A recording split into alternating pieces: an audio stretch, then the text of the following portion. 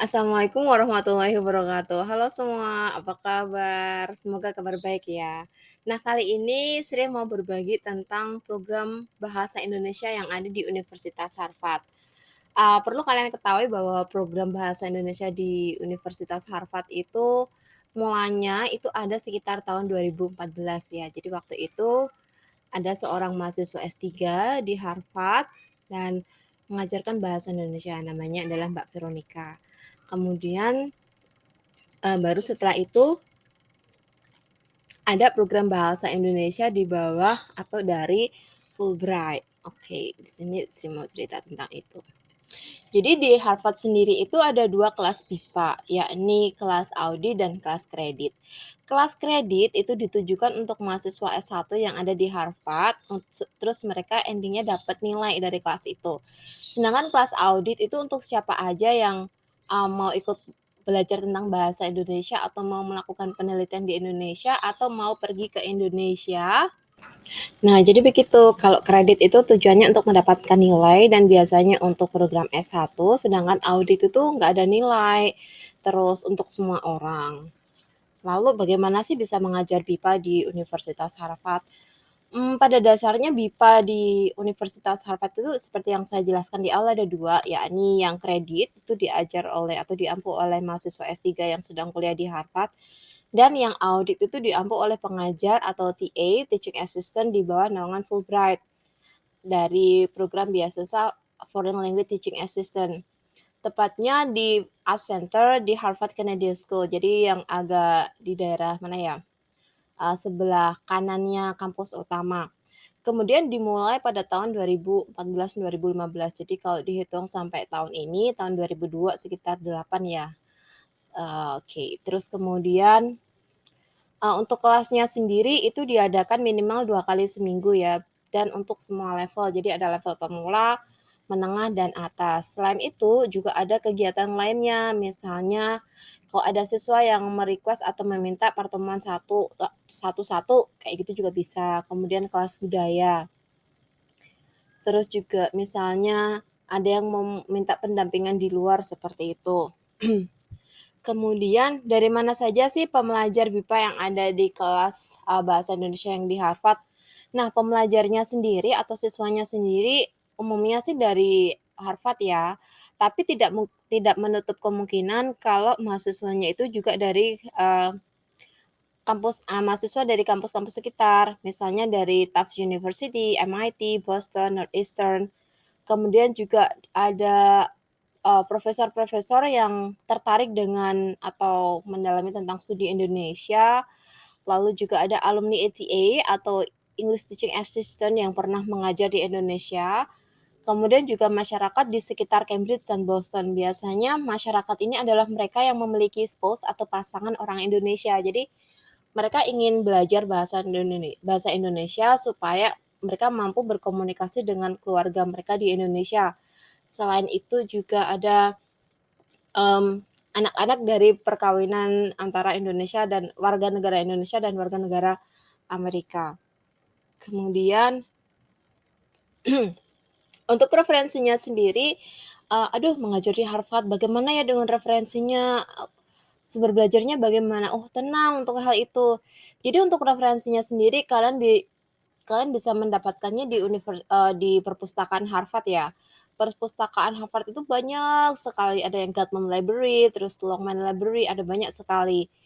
Kemudian yang pusatnya itu di Widener. Jadi setiap fakultas itu memiliki perpustakaan, tapi juga kampus itu juga memiliki perpustakaan utama yang ada di kampus utama.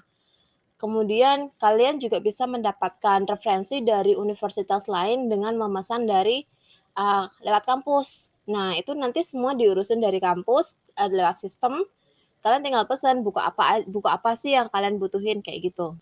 Kemudian kalian juga bisa mendapatkan referensi digital dengan akses dari kampus. Nah, ini seperti buku-buku online kayak bukunya Bu Ellen, terus Let's Speak Indonesian atau Grammar in Context kayak itu, kita bisa mendapatkan dengan akses menggunakan email kampus atau dari perpustakaan kampus seperti itu. Kemudian juga bisa dari website. Jadi tenanglah untuk referensi seperti itu. Lalu, mmm, apa sih kegiatan apa aja sih yang kita lakuin sebagai TA atau ngajar di Harvard itu? Selain ngajar, itu juga ada, malam budaya yang harus kita lakukan. Malam budaya itu adalah satu hari biasanya selepas jam kerja ya. Di situ kita mengenalkan Indonesia kepada masyarakat Harvard ya, biasanya satu kali dalam satu tahun akademik. Nah, di situ apa yang disajikan? Satu, budaya Indonesia. Kalau misalnya kalian bisa bermain angklung, boleh main angklung atau yang lain. Jadi tidak harus saklek harus tari, enggak kayak gitu.